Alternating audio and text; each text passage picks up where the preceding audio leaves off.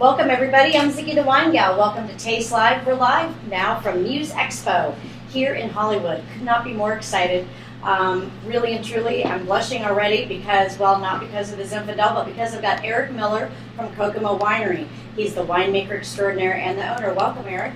Thank you. Thanks for having me, Zig. Good to have you here. What a cool thing. I don't know if everyone just saw Gavin who was here, and I got a chance to meet him and see him live in this room that we're at, and it was pretty cool. So, well, we're all about music here. Music and wine, and that's so, my gig. We got to run into the thing. I don't know how, but I'm glad to be here. So I have radio shows daily and weekly, but above and beyond all the stuff I do in the media and wine writing, I also do a lot with musicians. So it's a privilege to be here at Muse Expo to meet all the musicians and figure out what I'm going to be serving them next backstage.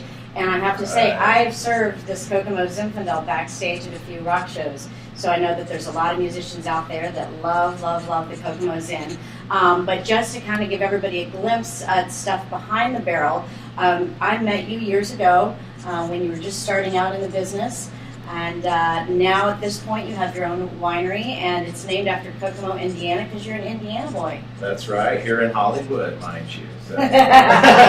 So you have a passion for wine. You didn't initially study winemaking in college when you went to Purdue. So, what kind of, gave you the splash to get inside the barrel and start making wine? I started making wine from the cellar up. I got my degree from Purdue and always kind of thought I would be out west, and that was my place and stuff. So I moved out west and really, kind of unhappy with my career, business degree that I had and whatnot. I decided I'm going to go. I got an opportunity to work a harvest. Just fell in love. I just got done talking to a sommelier in there, and he's big into wine, and that's how a lot of people get into wine, because they get their mind blown from this German Riesling or this particular Napa Cab or whatnot. So for me though, I drank wine, but the first time that I actually worked in a cellar and bringing in fruit and being able to ferment fruit, and the agriculture part and the artistic part and the working with my hands part, it was. You're a hands-on kind of guy. I was definitely sold, and I was like, man, this is my course here that I'm going to do, and I definitely pursued it full on to say that, I'm going to be a winemaker. So now you've embraced the Dry Creek Valley. I mean, you've got Randy Peters on board with you, who's an amazing grower, and you guys are creating these wines, literally grape to glass. You're out in the vineyards all the time. You speak the speak, you walk the walk, you talk the talk. But more importantly, you're letting the vineyards speak for themselves. And every bottle of Kokomo wine that I've had is really, truly an expression of the vineyard.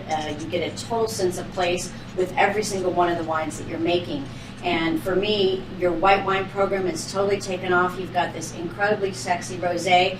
And today we're going to talk about something that I think really and truly is kind of your claim there in the Dry Creek Valley. You've got this Zinfandel that's unbelievable, and it really is truly an expression of the Dry Creek Valley. Let's talk a little bit about this Zin that we have today. All right. First, I would like to say that I think the Dry Creek Valley has kind of embraced me to some degree too, and Randy Peters, and just kind of it feels like it's very natural and something that was, I don't know how the whole thing came about, but it worked well for me. But it's definitely my home, and I want to make sure that I make the best Zinfandel in Dry Creek. I think Zinfandel is too often misconstrued as a sloppy ball of jammy fruit. And Let's get right down to it. And I think a lot of people, and it's gotten very ripe and whatnot, and part of the characteristic is fruit on it, but I like to think that we can make Zinfandels in Dry Creek particularly that are ageable, that are food wines, that are serious wines, and the more and more I make Zin, the more I realize that it is a delicate varietal, very tough to farm, and I started making Zin, I put American oak on it, I was racking it like I would Cabernet, and I've completely changed that, But you're using some Hungarian oak on it now, or some French oak too, a little bit? Different for different vineyards. Mm-hmm. I'm starting to realize that in Dry Creek as a whole, and I was just talking to someone earlier about this too, it's, the west side's different than the east side, and the bench fruit's different than the mountain fruit and the valley floor fruit, which is some great fruit as well. And so I try to be individual to each vineyard as to what type of oak to put on it in the program and the fermentation for that particular vineyard as I, getting to know that particular terroir and how it needs to be showcased. And I still use a bit of American oak on some big, bold Zins, but I try to keep it to a minimum. My main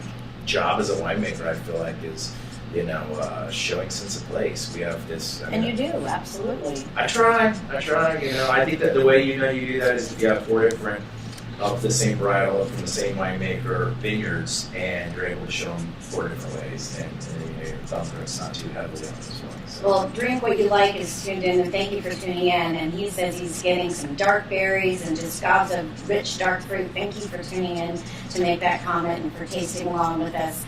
Cellar Mistress Grace, who I love and adore, wants to know if she can come visit you in July. She's just going to get right out to it and ask right on, yeah. I'll be around. Of course, I'll be at the High Sierra Music Festival 4th of July weekend, so I might not be there. You are all about the music. I do love the music. That was great, that last scavenger. And Sonoma Williams says that he's getting an expressive nose with blackberry and mocha, and I definitely got a lot of mocha on this I read as well. Sonoma Williams' note on his cellar tracker, and he gave us a good. I keep up with you guys out there, and I like that, and I think that whatever you guys get, and I truthfully want to hear what you're getting on the wines, and what your thing is. They're holding me a card if this is national distribution or website. Website's the best way to get our wines. I do some national distribution. My goal in national distribution is to get our wines on the best restaurants list. Sometimes they end up in retail shops. We don't necessarily want that. We don't make a lot of wine, and I'm not in every state, maybe like 14 or 15, but it's kind of this tough thing, this balance of to distribute or not to distribute. But I want to make sure that we're on the best restaurant list because I try to make food wines. The 09's in. I hope that with 14.4 we can put a straight amount of alcohol on it, and we've got enough acid in there to make it interesting and really show you great. Well, it's drinking beautifully by itself, but again, also terrific with food. This wine in particular, I love to pair with cheeses. I've been having this wine lately with some Italian cheeses that are really lush and rich, and I think the acidity in the Zinfandel, along with the spiciness, plays really well with kind of the creamy, lush, really kind of earthy flavored cheeses from Italy. So, I mean, it goes with everything, not only just food, but you could do a little, cheese pairing with it. It's delicious. And people don't maybe think of cheese, and I just think Zinfandel as a whole, we've yet to see what it has to bring. I like what some of my counterparts out there are doing. I'm not to call Carlisle my counterpart, or the Bedrock, or some of these guys with these filled limbs that they're doing to bring in some of the Carignan, the Petite. I just don't think that we've really seen what Zinfandel can and will be in the future. And I'd like to say, just because the name is Zinfandel, you guys need to embrace some of these. And of course, I represent Dry Creek Valley as a whole, and I think that we obviously have a special place for the varietal. But I just think that it's got a big future ahead of it as far as some. Well, and Katie thinks it's voluptuous. She's right. Online with us now, and she says it's spelt and voluptuous. And she wants to know if she'd like to get you a dictionary to get that definition. I think the definition's on the glass, so that's what I'm thinking. Grace said she's just blissfully happy. So obviously, very well received Zinfandel. Wine review, Lane Bradford said, nice black fruit and spice on the nose. Decanter Wine Dude says that it seems like it can age a little bit. I couldn't agree with you more. For me, the very first time I tried this wine, I had a glass of it after I corked the bottle, and then I put it in a decanter, and it was the best thing I could do for this wine. 09's drinking beautifully, but I loved the flavor profile once it opened up in a decanter. And you don't need a fancy pants decanter. You can just get a wonderful big, vat. I use pitcher sometimes if I'm not in any place where I have a fancy pants decanter, and just put it in a pitcher so that you're opening the wine up. And I think it'll absolutely age beautifully for the next 6 to 8 years. And that's what I was going to comment on. Decatur Wine Dude, he says it needs some time. You say 6 to 8 years. And we like to think that Zinfandel is an ageable wine. And I know that I've had some Old Ridge, Geyservilles, and Lytton Springs that have aged into Bordeaux type characters and these claret wines, and give them some age. I think you'll find some interesting components. Yeah, I totally agree. Sonoma Williams says it's very balanced, and kudos to you. Obviously, a big fan of you and your wines, as we all are. And I think that your expression of the wines, of where they come from, you really get, like I said in the very beginning of this interview, you get a sense of place. And congratulations to you. Not a lot of winemakers can do that. You're one of those guys that loves to spend time in the vineyard, yet at the same time, you want to be able to do just small lots of things, really handcrafted, and let the wine speak for itself. You don't do a lot of tweaking. My farmer, Randy Peters, is the bomb. He is definitely like no other. He's a passionate, not grower, he's a passionate grower, but he's a passionate wine drinker. And that's what I like to say. How many growers out there do you know that drink wine on a nightly basis and that are passionate wine drinkers? And that, I think that kind of separates him in the fact that he wants to taste the finished product and what we did in the vineyard and how it changed what the wine is for that vineyard. Well, and he's all about it. He's very involved. And beyond the Zinfandel, they make a lot of other beautiful wines. Their Rosé, which is a brand new release, one of my favorites. On my radio show last week, on my spring wine picks, it was my top rosé pick for the spring, and I called it Ballet Slipper Pink. The color is absolutely stunning. The flavor is beautiful. It's one of those go-to wines for the summertime, so if you're looking for something... We sold out because of Zig, but yeah, go ahead.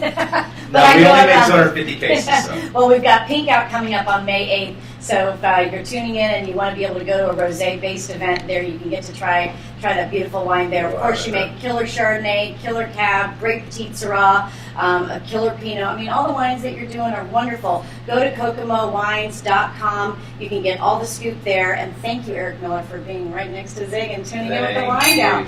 Live from Taste Live and Music Expo. It's a Wine Gal and Erik Miller. Cheers.